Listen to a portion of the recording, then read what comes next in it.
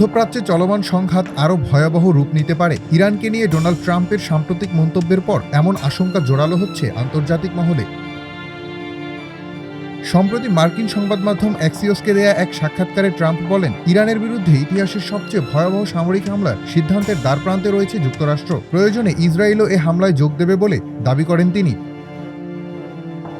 এই মন্তব্যের কয়েক ঘন্টার মধ্যেই টানা ১৩তম রাতের মতো ইরানের বিভিন্ন এলাকায় মার্কিন বাহিনীর বিমান হামলার খবর পাওয়া গেছে। তেহরান, উত্তর পশ্চিমাঞ্চল এবং হরমুজ প্রণালী সংলগ্ন এলাকায় একের পর এক বিস্ফোরণের তথ্য জানিয়েছে ইরানি সংবাদ মাধ্যম। এদিকে পরিস্থিতিকে অত্যন্ত উদ্বেগজনক বলে সতর্ক করেছে জাতিসংঘ।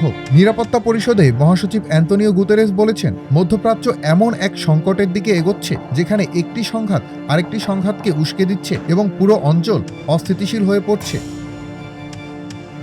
এদিকে আন্তর্জাতিক বাজারে জ্বালানি তেলের দাম ফের $100 অতিক্রম করেছে। আশঙ্কা করা হচ্ছে হরমুজ ও বাব-আল মানদেব প্রণালীকে ঘিরে উত্তেজনা আরও বাড়লে বৈশ্বিক জ্বালানি সরবরাহ, অর্থনীতি এবং পুরো মধ্যপ্রাচ্যের নিরাপত্তা নতুন করে বড় সংকটের মুখে পড়বে।